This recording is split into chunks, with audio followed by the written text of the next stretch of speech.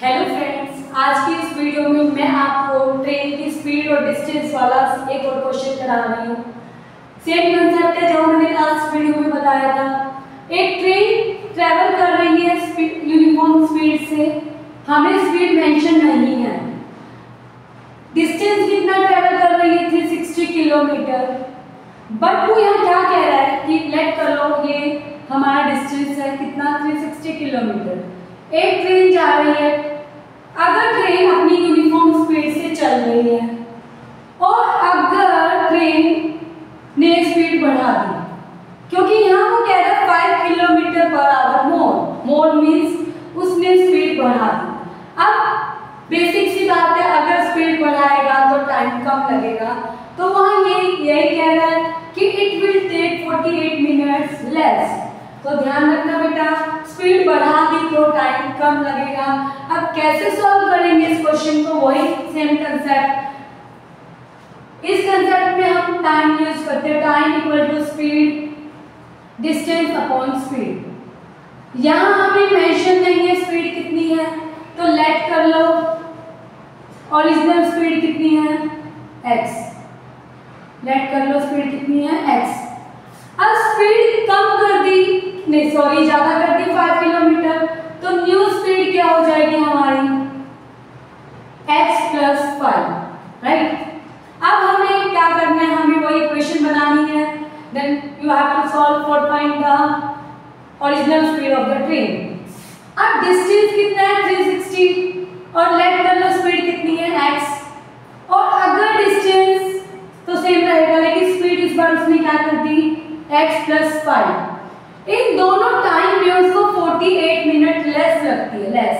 This is in minute, ये minute में है और ये जो स्पीड है वो किलोमीटर पर आवर में। सबसे पहले इस चीज पर फोकस करना, जो जब भी हम न्यूमेरिकल करते हैं तो उसमें यूनिट सेम होनी चाहिए। यहाँ किलोमीटर पर आवर है तो this should be in hour, but यहाँ मिनट है तो चलिए कन्वर्ट कर लेते हैं, डिवाइड बाय 60 कर लेते हैं, सो दैट ये भी अपना पार्ट आवर में हो जाए।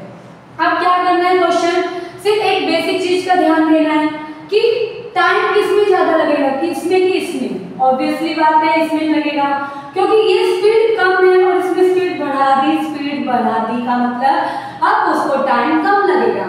और मैंने लास्ट वीडियो में भी बताया था, हमेशा सब्ट्रैक्शन के केस में हम बड़े को छोटे से सब्ट्रैक्ट करते हैं। तो यहाँ टाइम इसमें ज्यादा लगेगा, ये ज्यादा है और ये कम है, तो इसको पहले लिखेंगे और इसको बाद में, तो भी दोनों के बीच में क्या आ जाएगा माइनस।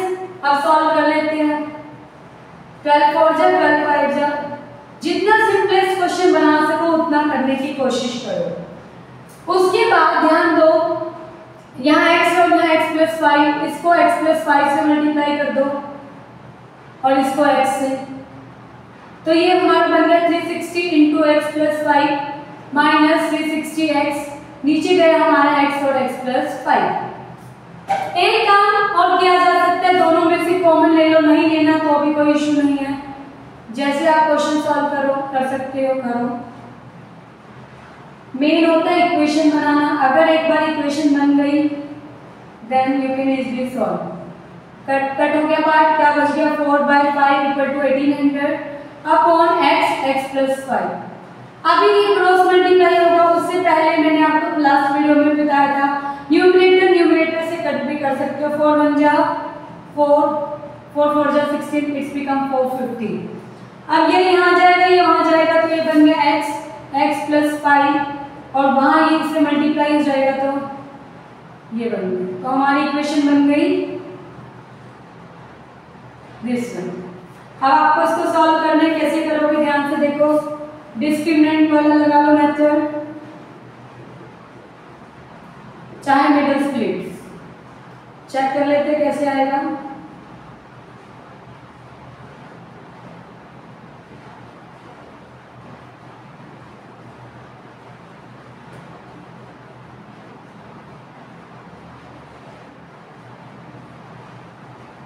और 40 बन गए फैक्टर्स।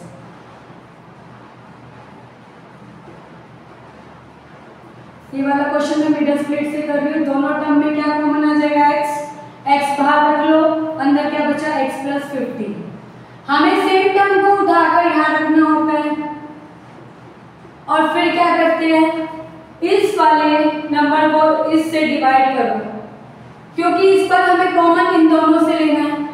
तो यहाँ -45x है, साइन भी इंक्लूड करना, और यहाँ x है। जब हम डिवाइड करेंगे तो -45 बचेगा, जो हम यहाँ रख लेंगे। अब क्या करते हैं, जो कॉमन टर्म्स है उनको एक साथ रख लो, और जो बाकी बच गए उनको एक साथ। हमें स्पीड निकालनी है, दैट मीन्स x की वैल्यू निकालनी है। कैसे फाइंड करोगे, ये x उधर जाकर माइनस हो जाएगा। सेम यहाँ भी x फाइंड करना है, तो ये -45 उधर जाकर +45 हो गया। एक चीज ध्यान रखना, स्पीड नेगेटिव नहीं होगी तो हमारा आंसर क्या आ गया, 45 kilometre per hour. This is the answer. Thank you.